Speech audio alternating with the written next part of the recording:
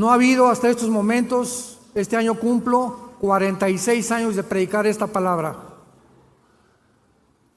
Y en estos 46 años que tengo predicando la palabra de Dios, no he podido encontrar a ninguna persona de ningún carácter, de ninguna disciplina académica que pueda contradecir que no ha habido ningún personaje en la historia como Jesucristo por 3 razones principales. Número 1, Jesucristo es tan importante que celebramos su nacimiento. Ni de Buda, ni de Mahoma, ni de Zoroastro, ni de Mahatma Gandhi, nadie sabe cuándo nacieron estos líderes religiosos. Sin embargo, en la Navidad, aunque sabemos que no nació el 24 de diciembre, pero lo aprovechamos para poder dar testimonio, hasta los ateos no van a trabajar. Se cierran los comercios, hay un espíritu que a todos nos cubre de melancolía, queremos estar con la familia, comenzamos a intercambiar regalos unos con otros. ¿De dónde viene todo esto? De la Biblia. Todas estas costumbres y tradiciones vienen de la Biblia. Hace algún tiempo tuve una discusión con un ateo por radio y me dijo de alguna forma tan burlona: yo ni siquiera creo que Jesucristo existió. Y le pregunté: ¿me puede decir qué fecha es hoy? 19 de mayo de 1991, me contestó. Y le dije: ¿desde cuándo comenzamos a contar? 1991. No sabía dónde esconderse. Volteaba a ver las lámparas, volteaba a los lados, hasta que me dijo: desde el momento que nació Jesucristo.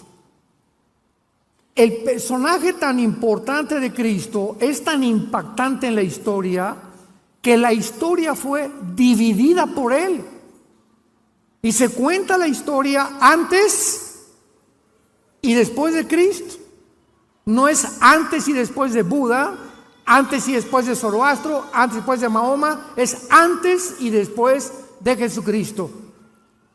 Y en tercer lugar, es tan impactante la vida de este hombre que en esta semana que estamos celebrando por el amor de Dios, aunque para los cristianos todas las semanas son santas. Así que esta no es solamente la Semana Santa para nosotros, es para el mundo y la aprovechamos otra vez para dar testimonio. Pero la muerte de Cristo, el nacimiento de Cristo y la historicidad de Cristo son inigualables. Señores ateos que nos visitan, agnósticos, escépticos, estudiantes de la universidad, y este hecho es simplemente para que te intereses en conocer la vida de este personaje. Antes de que yo fuera cristiano, me proclamé ateo, porque me decepcioné de la religión que mis padres nos heredaron. Me di cuenta de tantas cosas contradictorias que había, y lo que yo conocí fue la religión. Y cuando vengo a la Biblia, me encuentro por primera vez que este libro no es un libro religioso. El cristianismo no es una más de las religiones que existen. Esto es pura ignorancia de los politólogos, de los presentadores de la televisión, de historiadores que no tienen idea ni siquiera de las Sagradas Escrituras. Las religiones son sistemas inventados por los seres humanos para tratar de alguna manera de reconectarnos con los dioses, con la luna, con las estrellas, con el sol. O agarramos un tronco de un árbol y le damos la forma de un ser humano y nos hincamos ante algo que nosotros construimos o esculpimos. Esas son las religiones. Pero cuando venimos a la Biblia, venimos a Cristo, venimos a un hombre que se llama Jesús. Y tú puedes ser católico, mormón, evangélico y no tener una relación personal, diaria, viva, orgánica con la persona de Jesucristo. El hecho que vengas a la iglesia no te hace cristiano. Es como el hecho que si te vas a una fábrica de Volkswagen y trabajas en la Volkswagen, no sales hecho un carro Volkswagen. Entonces la iglesia es un lugar de reunión para aquellas personas que han decidido seguir a Jesús y quieren conocer más de la persona de Jesucristo. Hay un aspecto que quiero tratar en esta noche, científicamente, médicamente, de la persona de Jesucristo. Una de las preguntas más importantes que he tratado de hacer, estoy hablando en seminarios teológicos, en institutos bíblicos, en reuniones de psicólogos, como en el Ecuador tuvimos una con todos los psicólogos del Ecuador, mi esposa y yo hablando sobre la psicología y la Biblia, etcétera, etcétera, ha sido esta pregunta: ¿qué fue lo que le causó la muerte a Jesucristo? Y cuando ponemos la Biblia y comenzamos a investigar que la mayor parte de los crucificados, cuando estaban casi ya exhaustos, los soldados romanos tenían la orden del gobierno de romperles las rodillas, los meniscos de las rodillas, para que el crucificado, si no había muerto de desangramiento, muriera de asfixia. Entonces, al romperle los meniscos a los crucificados, se colgaba el cuerpo y ya no podían tener la fuerza para poder respirar ni exhalar. Morían asfixiados. Y eso garantizaba que al bajarlos de la cruz estaban muertos. Porque si un soldado romano bajaba a un crucificado vivo, el soldado era también sentenciado a pena de muerte. Sin embargo, cuando Jesucristo estaba colgado en la cruz, el centurión romano, que era experto en muertes, se acerca a la cruz y él sabía que Cristo estaba muerto. Sin embargo, agarra una lanza y lo atraviesa del lado izquierdo al lado derecho, a través de todo el pecho de su cuerpo. Y Juan escribe en el capítulo 19: vi salir una gota de sangre mezclada con agua.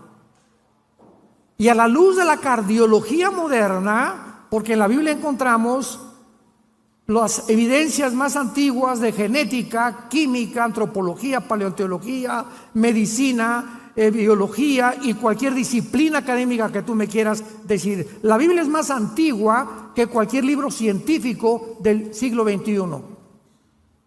Quiero comentarles a ustedes, antes de desarrollar esta conferencia, el estudio médico realizado por el doctor William Edwards, patólogo de la Clínica Mayo de Rochester, Massachusetts. La Clínica Mayo, el Hospital General de Boston y el Hospital Hopkins son las tres instituciones que se clasifican como las mejores médicamente hablando y clínicamente del mundo entero. Ni en Inglaterra, ni en Francia, ni en Alemania, ni en ningún lado se pueden caracterizar con la fama que tienen estas instituciones clínicas, médicas, científicas. Este estudio del doctor Edwards apareció en la revista médica Diario de la Asociación Médica Americana, en inglés Journal of the American Medical Association. Y esta revista es y aparece cada semana en la investigación médico-científica del mundo entero. Escuchemos la opinión médica de una persona que no es cristiana, de un médico patólogo famoso en el mundo entero acerca de la muerte de Jesucristo. Número 1, la sangre que sudó en Getsemaní. La Biblia dice que cuando Cristo estaba en Getsemaní, fue tan intensa la presión que él tuvo espiritualmente que la sangre comenzó a salir de sus poros y de su piel. Y este médico dice lo siguiente: este fenómeno se llama hematohidrosis. Hematohidrosis, o sea, sudor sanguinolento, y ocurre en estados altamente emocionales, cuando la hemorragia de las glándulas sudoríparas ocasiona que la piel quede excesivamente frágil. Probablemente la pérdida sanguínea en el huerto de Getsemaní fue mínima. Sin embargo, la fragilidad cutánea resultante ocasionó más tarde en una gran pérdida sanguínea durante la flagelación. Veamos qué dice Mateo 26, versículo 36. Entonces Jesús llegó con ellos a un lugar que se llama Getsemaní. La palabra Getsemaní en el hebreo es Getsemana o Getsemaní, que significa el aceite prensado. O sea, cuando se aprietan las uvas, ¿verdad?, sale el líquido. Cuando se aprietan las aceitunas, sale el aceite de olivo. Y Getsemaní es el lugar donde él fue prensado, apretado. Y fue tan grande la presión psicológica y espiritual de Cristo para que la sangre haya salido de su piel en la hematodihidrosis. Es un fenómeno que los médicos explican por qué sucede. Estos se enrollaban en el cuerpo de la víctima cuando lo flagelaban. Los látigos romanos eran de 5 colas y tenían en las puntas plomo y tenían acero, y se enrollaban 4 o 5 veces alrededor del pecho y de la espalda, y cuando el soldado romano sacaba el látigo, desgarraba todos los tejidos subcutáneos del pecho y de la espalda, y quedaban las heridas en la superficie. Cuando Cristo fue acostado en la cruz, no tenía piel a frente ni tenía piel atrás. Completamente estaba desnudado de su piel, de los 39 flagelos que le implicaron el desangramiento que se inició en el huerto de Getsemaní. El grado de pérdida sanguínea, dice el médico Edwards, determina el tiempo que la víctima sobrevive en la cruz. La pérdida apreciable de sangre prepara el terreno para un estado de shock hipovolémico, que es un estado donde existe una discrepancia entre la capacidad de los vasos sanguíneos y su contenido. La hipovolemia significa disminución del volumen sanguíneo por pérdida de sangre o deshidratación. En otras palabras, después de los 39 latigazos que le dieron a Cristo, imaginémonos la pérdida de sangre que él sufrió. Cuando la sangre comienza a salir del cuerpo, médicamente hablando, la hipovolemia, comienza a haber una descomposición tremenda mental que hace que las personas pierdan completamente la brújula, ya no coordinen sus pensamientos, ya no sepan, se desmayan o la mayor parte de las veces gritan que por favor los maten antes de seguir sufriendo los latigazos. Jesús fue tan debilitado por los 39 latigazos que la Biblia dice que no pudo cargar el patibulum, o sea, el palo central de la cruz, porque desde el pretorio romano, donde fue flagelado, hasta el monte Calvario, había 800 metros, casi 1 kilómetro de distancia. Entonces, la pérdida de sangre en Getsemaní, la pérdida de sangre en los clavos y los latigazos que le dieron, porque le rasgaron la piel con clavos también los soldados, le impidió a Cristo, que tenía una salud excelsa, ¿verdad? Si era el Hijo de Dios, jamás se enfermó, comía pescado, comía miel, comía cosas, no bebía Coca-Cola, ni azúcares tampoco. Pero estaba tan débil que tuvo una persona llamado Simón de Cirene que ayudarle a cargar el palo central de la cruz. Dice la Biblia que sus heridas en la espalda fueron cubiertas con un manto de púrpura, el cual, cuando llegó a la cruz y lo acostaron, le quitaron el manto y la piel que le quedaba fue arrancada, porque en los 800 metros que caminó hacia la cruz, se le pegó la sangre coagulándose con la tela del manto, y al quitarle el manto le desgarraron todo lo que le quedaba de piel. O sea que cuando lo acostaron a Cristo sobre la cruz, era completamente sin piel. Imaginémonos el dolor de la fricción de su carne viva con la madera del patíbulo. En la crucifixión, los brazos de la víctima eran totalmente estirados, de esta manera. Y los clavos eran colocados entre el hueso radio y el hueso carpo de las muñecas. O sea, a Cristo no le pusieron los clavos aquí. Cristo fue crucificado aquí en las muñecas. Ahí fue en el carpo y en el radio donde entraron los clavos.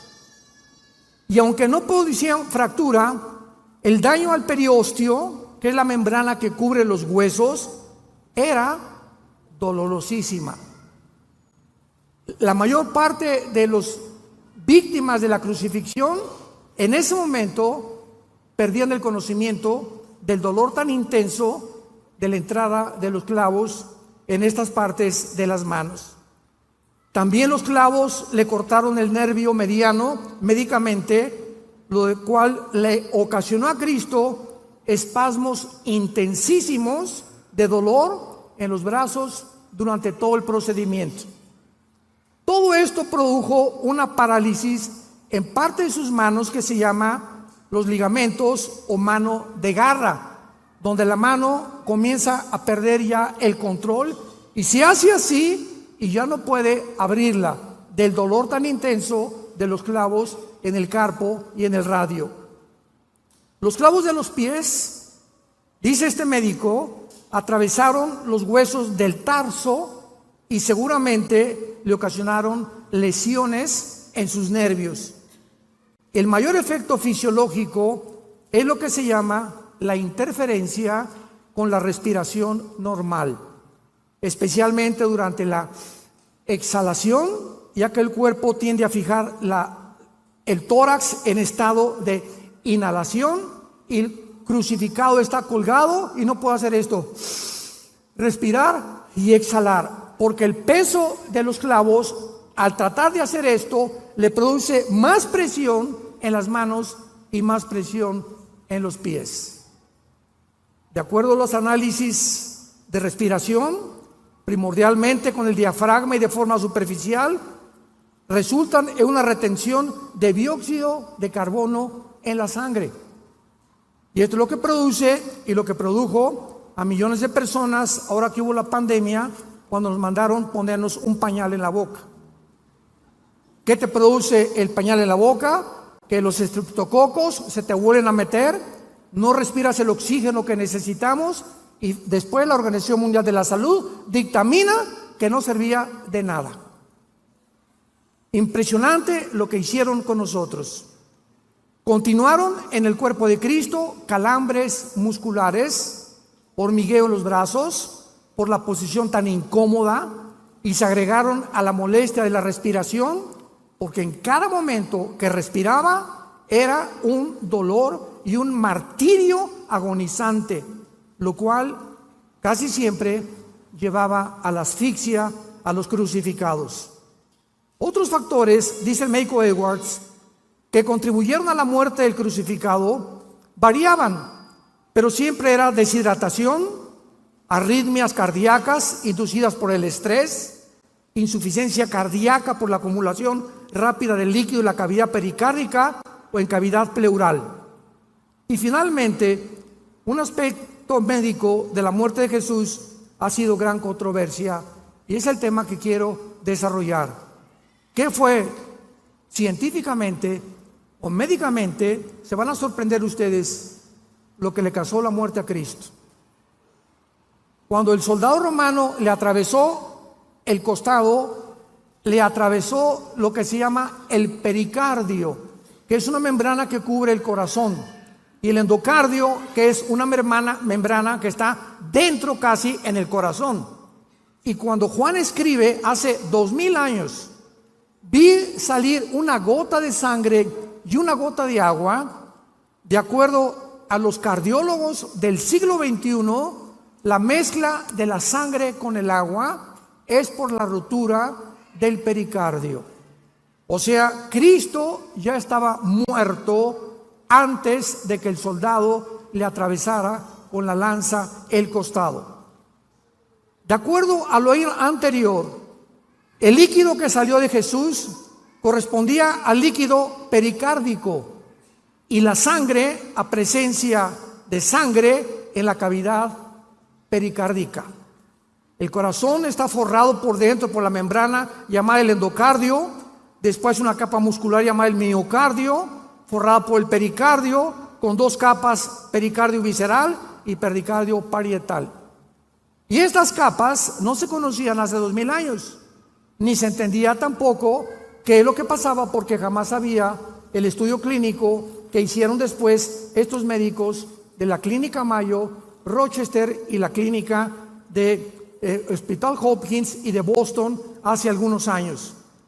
Y finalmente, ¿qué fue lo que ocasionó la muerte de Cristo?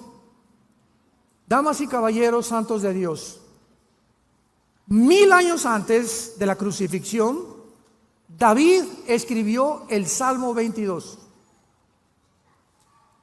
David no sabía nada de crucifixiones porque esto comenzaron a través de las tradiciones a integrar la crucifixión los romanos.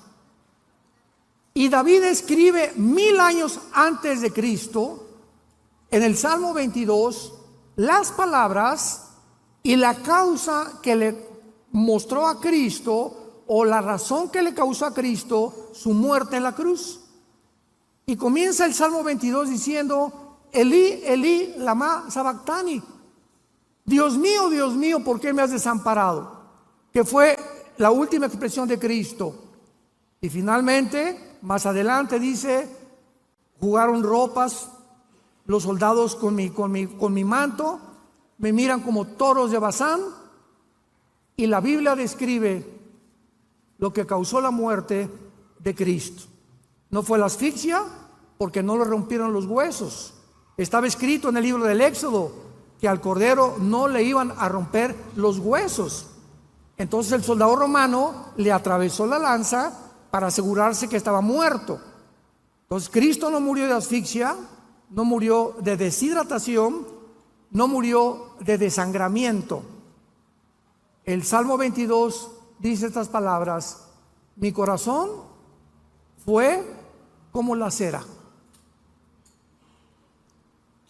Cristo muere cuando tus pecados y mis pecados son puestos sobre de Él, y el dolor de llevar tus pecados, tus adulterios, tus robos, tus asaltos, tus violaciones, tu drogadicción, tus fornicaciones, nuestros robos, todas las cosas que tú y yo habíamos hecho fueron puestas sobre su cuerpo, y el dolor fue tan intenso que el corazón le explotó.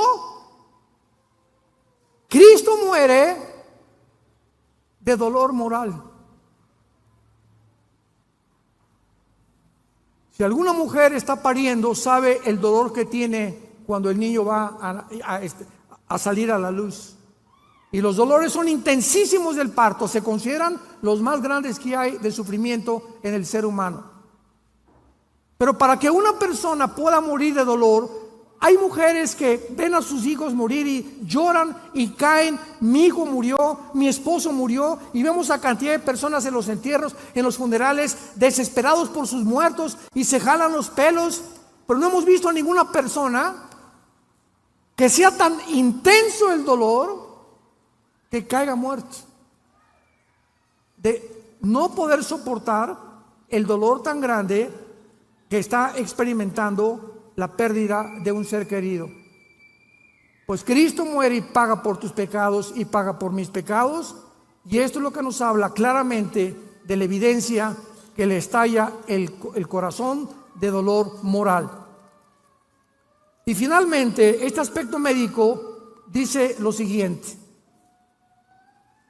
las víctimas de crucifixión morían sofocadas casi siempre. Para acelerar la muerte, los romanos les rompían las piernas a las víctimas moribundas. Una vez que podían empujar las piernas contra el soporte de la madera que lo sostenía y les ayudaba a levantar el pecho para respirar, los músculos exhaustos de la víctima ya no se podían mover más. La caja torácica y el diafragma para respirar, por lo que sobrevenía la asfixia inmediata a los crucificados. La Biblia dice que Jesús sufrió todos estos dolores y todos estos quebrantos simplemente para decirnos: te amo, te amo, Dios te ama. De tal manera amó Dios al mundo, de tal manera amó Dios al mundo. No nos mandó palomitas ni nos mandó dinero. La manera en la que Dios manifiesta su amor a tu vida y a mi vida es Él no perdonando a su Hijo en la cruz para perdonarnos a nosotros.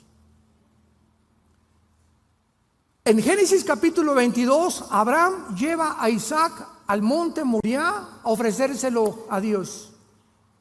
Y cuando Abraham levanta el cuchillo para matar a Isaac, un ángel le detiene la mano.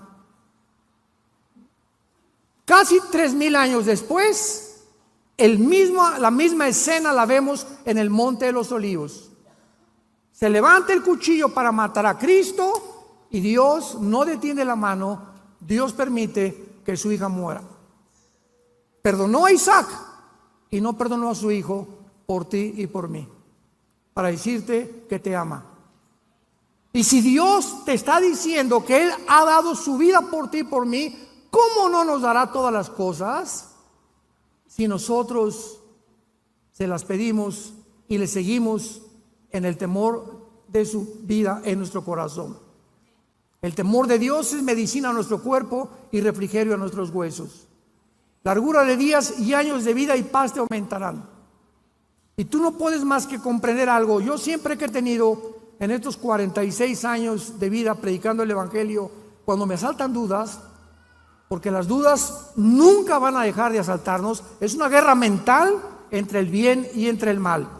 Mientras más memorizo la palabra y más la medito, es la única forma de poder contrarrestar mi ansiedad, mi estrés, mis preocupaciones. ¿Por qué? Porque si no pueden haber preocupaciones y la palabra de Dios en mi mente. Y tú escoge qué te va a gobernar: el estrés, la preocupación, la ansiedad, o en ese momento repite la palabra y comienzas a mencionar la palabra. Bendito sea el Dios y Padre Jesucristo, que nos hizo renacer para una esperanza viva por la resurrección de Cristo entre los muertos, para una herencia incorruptible y inmarcesible reservada para nosotros en los cielos. Y comenzamos a pronunciar la palabra de Dios y se va el ataque de Satanás de tu mente y de nuestra mente. Aquí es el campo de batalla.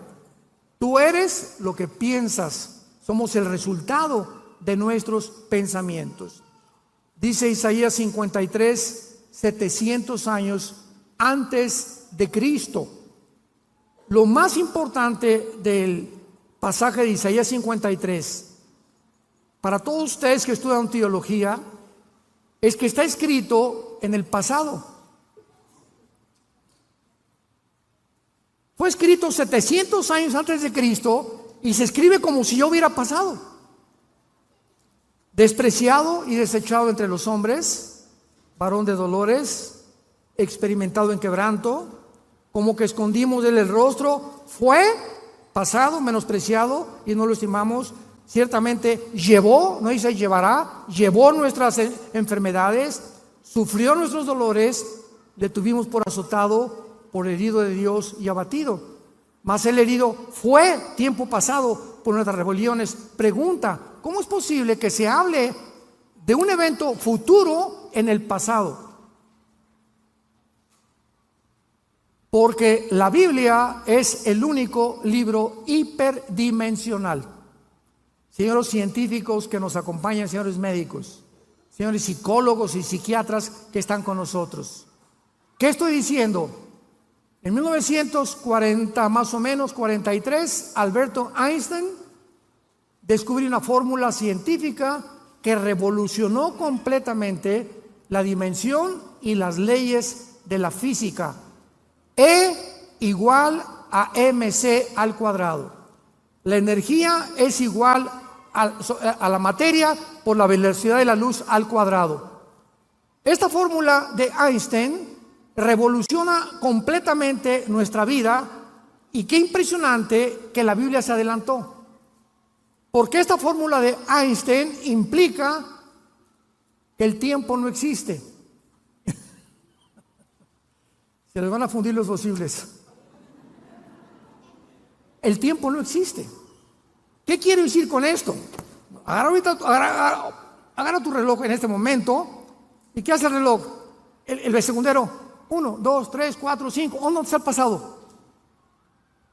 ¿Dónde está el pasado? Estamos en el presente. 1 es el presente. 2, 3, 4, 5, 6, 7, 8. El futuro todavía no estamos allá. El pasado. Hace un segundo tu pasado ya no existe.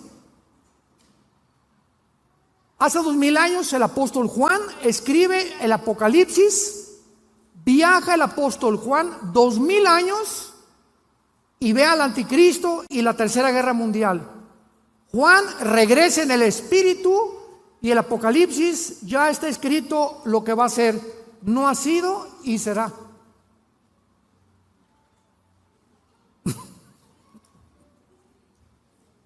El profeta Isaías escribe en el capítulo 53 de su libro que Cristo fue desechado, entregado, etcétera, etcétera, y no había sucedido más que en el futuro.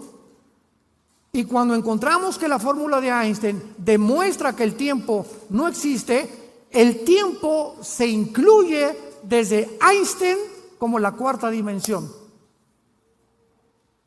¿Qué quiero decir? Que somos seres que vivimos en 4 dimensiones: altura, profundidad, anchura y el tiempo, que desde el siglo pasado estuvo incluido dentro de las dimensiones del ser humano. Dios vive en otra.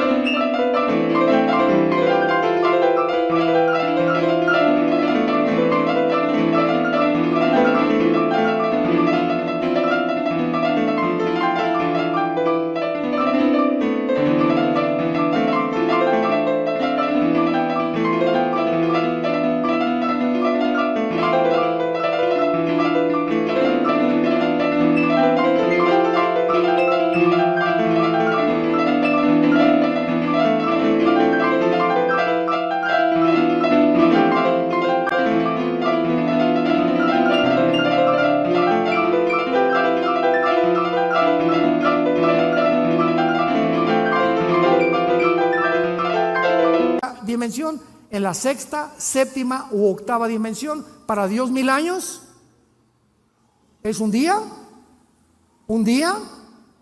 es como 1000 años. Cada vez que la tierra hace una vuelta al sol de 365 días, para Dios fue un día. Para nosotros fueron 365 días que pasaron en nuestro tiempo. Y si yo me voy a la luna o a Marte con un traje de astronauta y salgo mañana, vamos a poner que mañana es el 10 de abril y regreso dentro de un año y tengo 30 años de edad. Cuando yo regrese el año que entra, mi esposa va a tener 5 años más que yo. Porque ya saliendo de la atmósfera, el tiempo no existe como existe aquí en la Tierra. Aquí pasa más rápido que en el espacio. ¿Y cuántos hombres dicen, no, pues yo me quiero ir a Marte, no?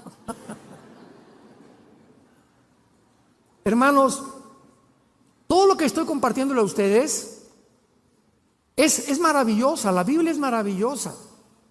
O sea, el Ramayana, el Popo, el Tripitaka, los Vedas de los persas, el Corán, no hay un libro religioso ni científico que tú me puedas decir que nos explique de dónde venimos, quiénes somos y a dónde nos dirigimos.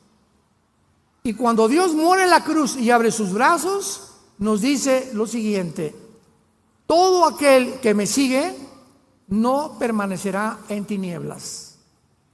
Y cuando venimos a la Biblia, el Espíritu Santo entra a nuestra vida, nos destapa lo que el pecado dañó, la información que Adán y Eva tenían, que era el 100% de su ADN, del ácido desoxirribonucleico, que es la fórmula de las células.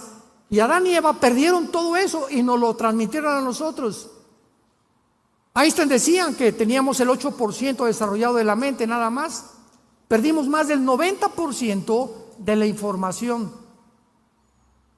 Y la única forma de recobrar esta información, para que tengas la seguridad de morir en paz y de saber que nunca, nunca Dios te va a abandonar, que nunca te va a dejar, y que en medio Él es nuestra fortaleza, nuestra angustia, y que Él es nuestro amparo y nuestro refugio, como las alas bajo de la gallina cubre a sus pollitos.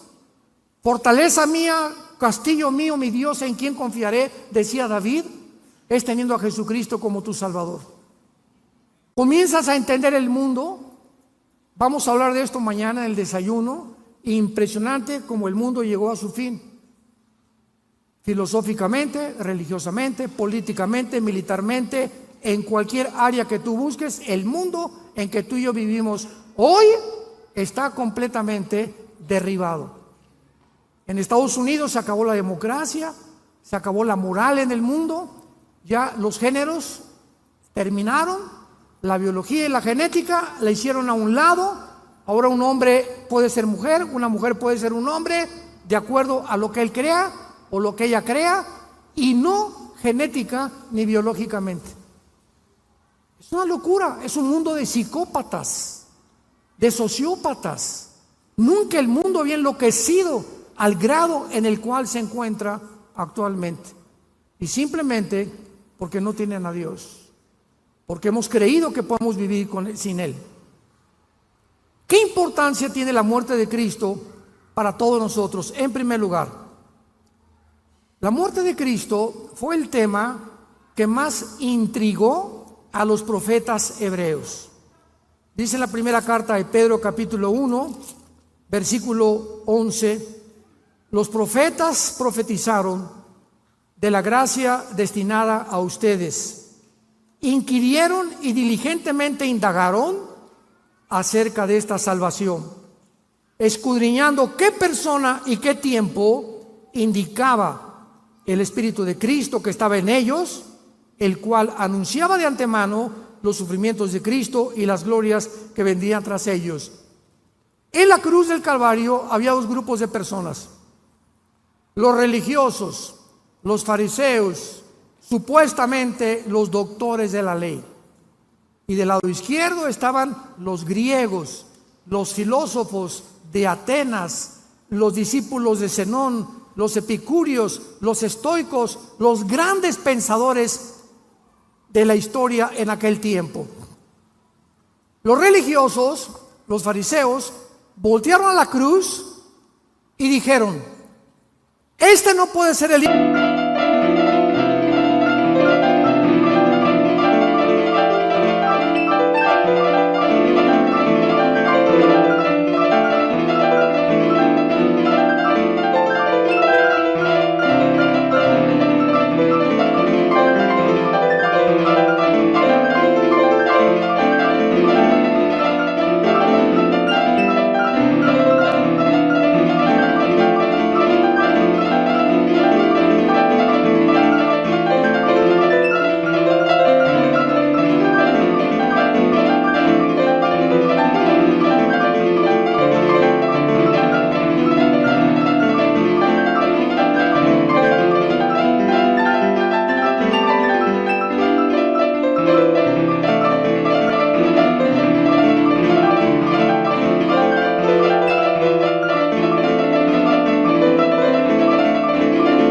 De Dios, porque la Torá, nuestra ley, dice: maldito el que es colgado en un madero.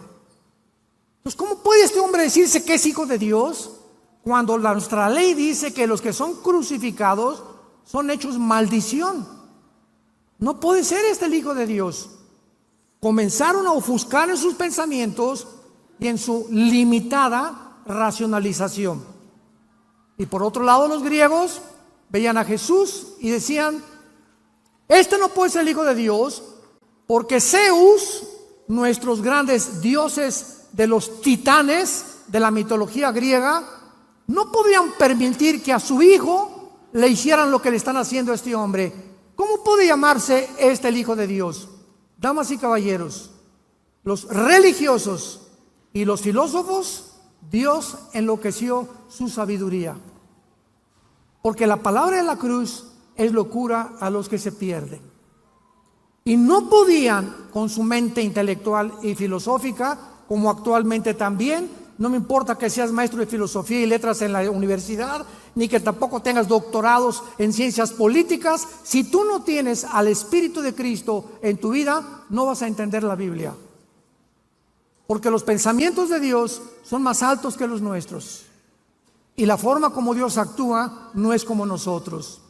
Y en esa cruz, donde unos decían que era maldición y otros que era una imposibilidad que el Hijo de Dios pudiera decirse así, muriendo como un vil criminal y su padre no hiciera nada, Dios lo hizo a propósito, porque detrás de esa muerte se encontraba toda la sabiduría de Dios, escondida detrás de la locura de los seres humanos. Y eso fue lo que me hizo a mí por primera vez en mi ateísmo reflexionar y humillarme delante de Dios.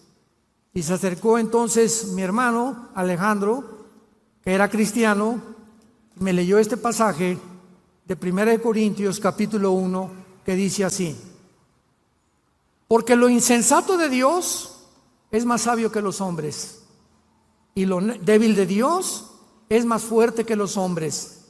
Lo que para ti es locura, para Dios es sabiduría.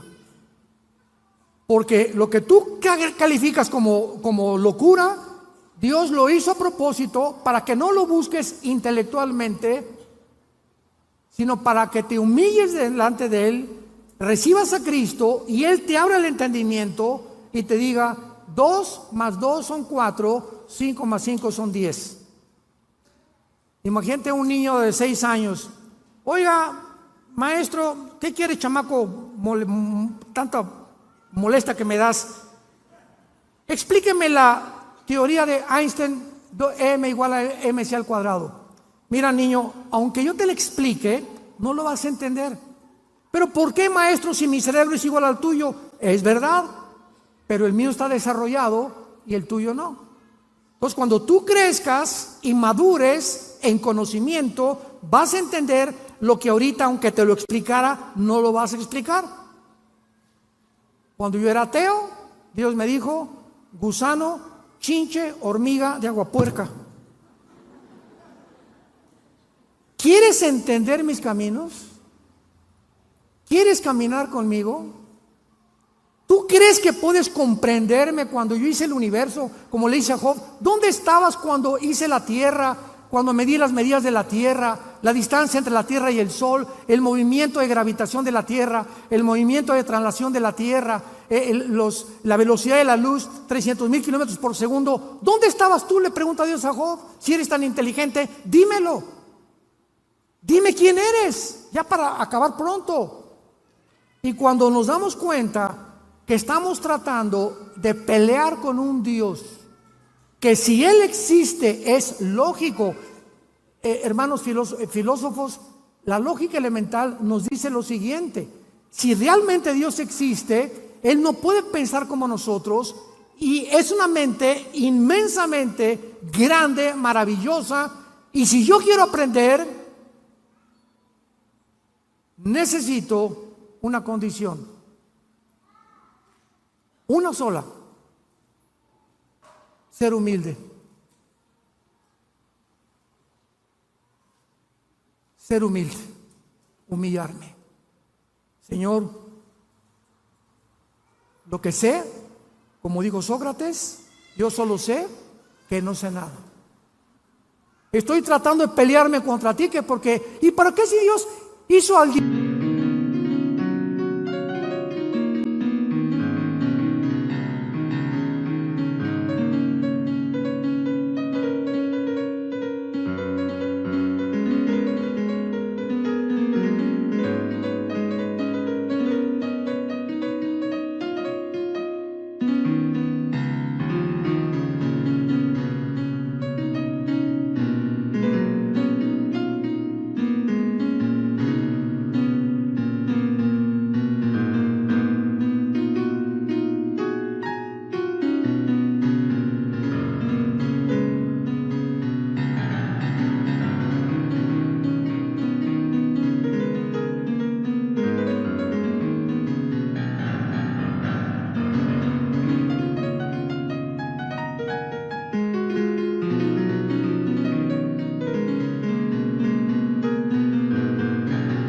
diablo? ¿Y para qué hizo el sufrimiento? ¿Y por qué permite que los niños se mueran? Qué interesante que los ateos nunca contestan, nos preguntan a nosotros. Nunca un ateo le va a preguntar esas preguntas a otro ateo o a un agnóstico o a un escéptico. Nunca jamás. Nos los hacen a nosotros los cristianos, porque de alguna manera en sus conciencias saben que no hay respuestas en el mundo y por eso viven vidas sin esperanza, sin ninguna seguridad, llenos de estrés, llenos de esperanza, llenos de odio, llenos de maldiciones. ¿Por qué? Porque están enojados contra la vida, porque no entienden la vida, porque no entienden a Dios. Y como dijo don Teofilito, ni lo entenderás hasta que no vengas a la cruz de Jesucristo. Lo insensato de Dios es más sabio que nosotros. Miren, hermanos, que Dios escogió lo necio para avergonzar a los sabios, y lo débil del mundo escogió Dios para avergonzar a los fuertes. ¿Saben lo que dijo el Dalai Lama al Papa Juan Pablo II cuando vino a México? Le dijo al Papa, el Dalai Lama, a Juan Pablo II: yo pienso que Cristo se equivocó porque escogió a 12 pescadores iletrados y desleídos, como decía Cantinflas, que ni a la primaria fueron. Si hubiera escogido personas inteligentes, dijo el Dalai Lama, como yo, que soy filósofo y pienso, y la política y por aquí y por allá, Cristo no hubiera muerto crucificado. Jesús, María y José y el burrito que los acompaña. Virgen de la Macarena. ¿Se dan cuenta la estupidez, la soberbia del ser humano? Y a propósito, Cristo escoge a esos hombres desleídos y deslustrados, ignorantes, para que cuando se enfrentaron al mundo, el mundo se maravilló y decían: ¿quiénes son estos pescadores que se enfrentan con denuedo y con valor al César y a los filósofos y a los epicúreos y a los estoicos y a Zenón, los filósofos, y los retan diciendo que Jesús murió, que resucitó? Y a estos hombres que no fueron ni terminaron la primaria, fueron los que cambiaron el Imperio Romano. Nunca un impacto tan grande en la historia había sido hecho por 12 hombres vulgares y pescadores. Y Dios lo hizo a propósito para avergonzar a los sabios.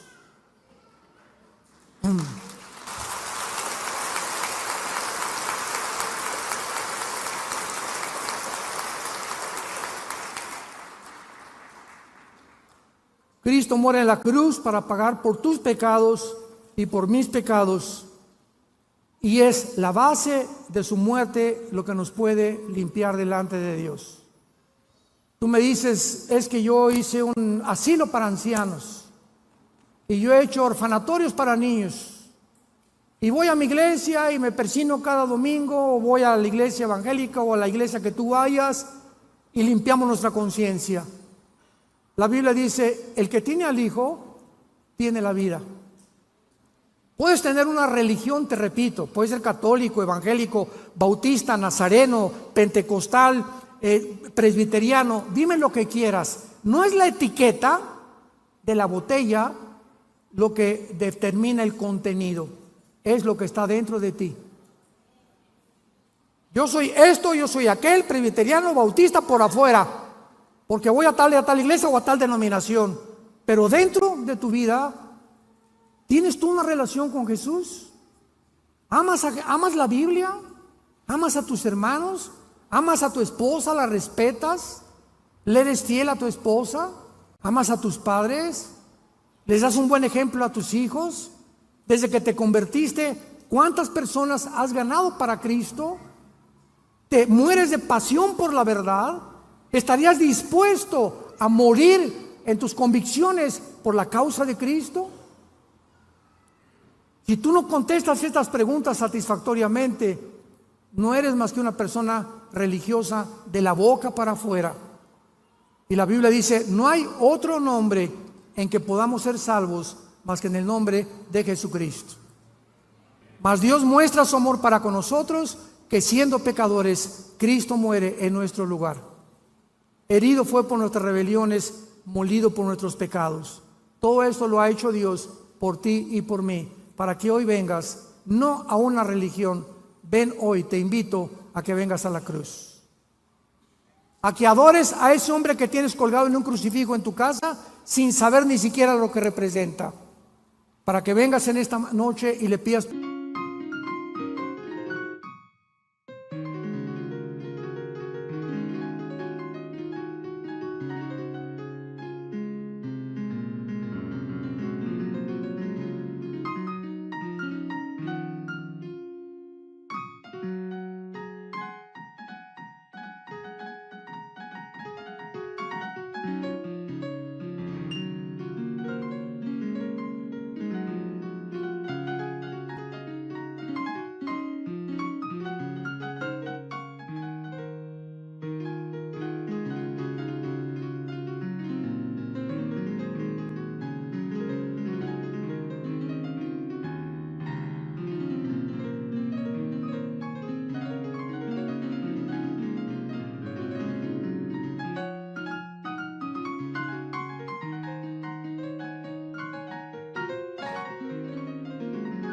perdón por tus pecados.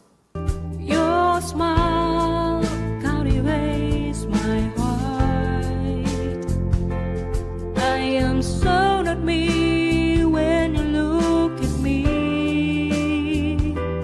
I forget what I really had to say.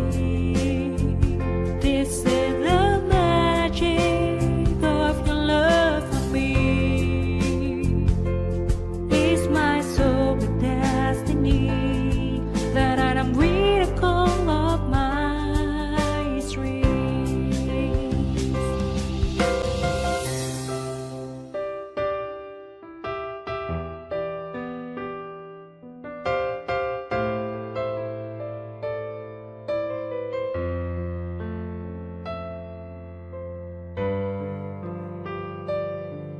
When my heart is heavier, I remember that I have got someone like you in my life. A single day is nothing without you. Que no salgas por esa puerta como entraste, confundido. Tal vez por curiosidad viniste en esta tarde, pero Dios tenía una cita contigo. Dios te ha hablado en esta noche para que tú le puedas entregar tu vida a Jesucristo, arrepentirte de tu vida y considerar, si tú mueres en esta noche, un accidente, una embolia cerebral, un ataque al corazón, un accidente de tráfico, una bala perdida, tú te condenas en el infierno. Puedes burlarte en esta noche todo lo que quieras, pero estas palabras son fieles y verdaderas. Es la palabra de Dios, y Dios tenía una cita contigo para decirte te amo. Fui crucificado, fui muerto y resucitado a los 3 días, para que tú vengas y renueves tu vida conmigo, para que yo entre a tu vida y para que me conozcas y tengas la vida eterna. Les pido que acá inclinen su rostro por algunos momentos y le digas con todo tu corazón estas palabras a Dios. Señor mío y Dios mío, lo puedes hacer en silencio. Te doy las gracias por haberme permitido escuchar tu voz a través de la Biblia, tu palabra santa. Creo con todo mi corazón que en esa cruz, a través de la sangre que tu Hijo derramó, es el antídoto, es la medicina que tú has provisto para mis pecados. Creo que a los 3 días tu Hijo se levantó de entre los muertos, y porque ahora vive, y lo creo con todo mi corazón, te pido, Señor Jesús, que en este instante entres a mi vida como mi Señor y mi Salvador. Te doy las gracias por darme la vida eterna. Y la corta vida que me das o que me queda, la quiero vivir para conocerte a ti y a tu Padre y vivir para dar testimonio de tu amor en esa cruz. En el nombre de Jesucristo. Amén. Gracias a Dios por la palabra de Dios. Gracias a Dios por la Biblia. Los cielos y la tierra pasarán.